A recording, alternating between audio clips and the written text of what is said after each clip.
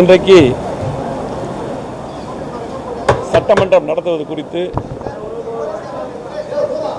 அலுவலாய்வு குழு கூட்டம் நடந்துவிட்டது. எங்களது பொதுச் செயலாளர், எதிர்க்கட்சி தலைவர், முன்னாள் முதலமைச்சர், வருங்கால முதலமைச்சர் அண்ணன் எடப்பாடியார் ஆணைப்படி நானும் எதிர்க்கட்சி துணைத் தலைவர் உதயகுமார் அவர்களும் அந்த கூட்டத்தில் கலந்து கொண்டோம். இந்த கூட்டத்திலே நாங்கள் கடுமையான முறையில் எதிர்க்கட்சியோட கோரிக்கை, சட்டமன்ற உறுப்பினர்களுடைய கோரிக்கை, பேசுவதற்கு அதிகமான வாய்ப்புகள் வேண்டும் என்று ஆரம்பத்திலே சொல்லி அதிக நாட்கள் நடத்த வேண்டும் என்று சொன்னோம். ஆனால் 2 நாட்கள் மட்டும்தான் நடத்துவோம் என்று அதை முடிவு செய்தார்கள். ஆரம்பத்தில் பார்த்தீங்கன்னா திமுக தேர்தல் அறிக்கையில் வருடத்துக்கு 100 நாட்கள் நடத்துவோம் என்று சொல்லியிருந்தார்கள். இதுவரையிலுமே 100 நாட்கள் மொத்தமாக நடத்தியிருப்பாங்க. அதே கேள்விக்குறியாக இருக்கிறது.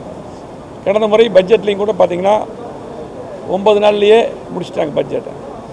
இந்த முறை பார்த்திங்கன்னா மழை வெள்ளம், அதே போல் சட்டமன்ற உறுப்பினர்களுக்கு தொகுதியிலே மாவட்டத்திலே பல்வேறு பிரச்சனைகள் இருக்கிறது என்று எல்லா சட்டமன்ற உறுப்பினர்களும், அனைத்து சட்டமன்ற உறுப்பினர்களும் கோரிக்கை வைத்துக் கொண்டிருக்கிறார்கள், பேசுவதற்கு வாய்ப்பு வேண்டும் என்று. அந்த அடிப்படையில் தான் நானும் துணைத் தலைவரும் அந்த கோரிக்கையை வைத்தோம். இதில் பார்த்திங்கன்னா வெறும் 2 நாளில் இது முடித்தது மிகப்பெரிய வருத்தம். ஏனென்றால் சட்டமன்ற உறுப்பினர்கள் மக்களுடைய பிரச்சனையை இங்கே கவனத்துக்கு கொண்டு வந்தால்தான், சட்டமன்றத்தில் கொண்டு வந்தால்தான் அந்த பகுதியில் இருக்கக்கூடிய அதிகாரிகளுக்கு சென்று அந்த வேலை நடக்கக்கூடிய வாய்ப்புகள் இருக்கிறது. இன்றைக்கு சட்டமன்ற உறுப்பினராகி கிட்டத்தட்ட 3 வருடத்தை தாண்டி 4 வருடங்கள் ஆகிறது. சில பேருக்கெல்லாம் அதிகமாக பேசுவதற்கு வாய்ப்பே கிடைப்பதில்லை.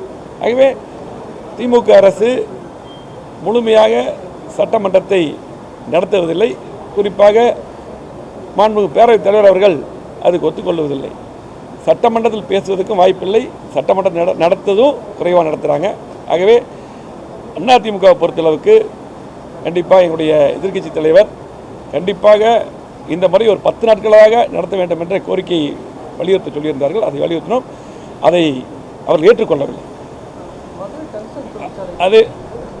அதே போல் பார்த்திங்கன்னா சமீபத்தில் இன்றைக்கு எங்களது பொதுச் செயலாளர், எதிர்க்கட்சி தலைவர் அவர்கள் இன்றைக்கு மழை வெள்ளம் பாதித்த பகுதிகளுக்கு விழுப்புரம் போய் பார்த்தாங்க நேரம். அது மட்டும் இல்லாமல் இந்த மழை வரும்போது இந்த கடுமையான என்னென்ன நடவடிக்கை எடுக்க வேண்டும் என்றும் அறிக்கை மூலம் சொல்லியிருந்தார்கள்.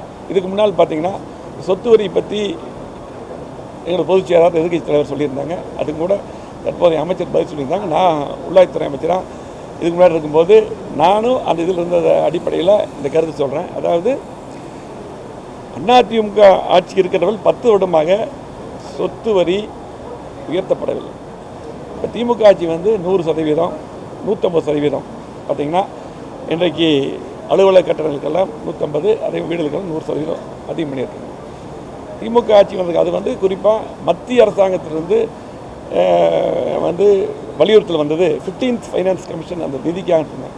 நாங்கள் இருக்கும்போது 14th finance commission, 15th finance commission எல்லா நிதியும் நாங்கள் நேரடியாக போய் பேசி அதை பெற்று வந்திருக்கிறோம். இதுக்கு அது சம்மந்தம் இல்லை. மத்திய அரசு சொல்கிறது பூரா நம்ம ஏற்றுக்கணுங்கிறது கிடையாது. அவங்களும் அப்படி தான் எல்லாமே ஏற்றுக்கிறது இல்லை, நம்மளும் அப்படி இல்லை. அந்த நேரத்துலையும் கூட அதிகாரிகள்லாம் கூட்டம் நடந்தது. அப்பொழுது முதலமைச்சராக இப்போ இருக்கிற எதிர்க்கட்சி தலைவர் எடப்பாடி அவர்கள் இருந்தாங்க. அதிகாரிகளாக சொன்னாங்க, இப்படி மத்திய அரசாங்கத்துக்கு கடிதம் வந்திருக்கிறது, கண்டிப்பாக நாம் அதிகம் பண்ணால் தான் இந்த நிதி வரும்னாங்க. அப்போ சொன்னது, அந்த கூட்டத்தில் சொன்னது, அப்போ ஃபைனான்ஸ் செக்ரட்டரி இருந்தாங்க, அதே போல் சீஃப் செக்ரட்டரி இருந்தாங்க, எங்களை செக்ரட்டரி இருந்தாங்க, எல்லாம் இருக்கும்போது நாங்கள் இருக்கும்போது சொன்னாங்க, கொரோனா வந்திருக்கு, மக்கள் சிரமத்தில் இருக்காங்க. கொரோனா இருக்கும்போது அரசாங்கத்துக்கு வருமானம் குறைவாக தான் இருக்குது, அந்த சூழ்நிலை எனக்கு தெரியும்.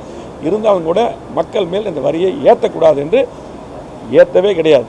அன்றைக்கி ஒரு சர்க்கிள் போடுறது கூட உடனடியாக நிறுத்தி வைக்க சொல்லி முழுமையாக 10 ஆண்டுகள் அம்மா இருக்கும்போது சரி, எடப்பாடியாக இருக்கும்போதும் முழுமையாக சொத்து வரி, வீட்டு வரி, நிலவரி எதுவுமே ஏற்றப்படவில்லை.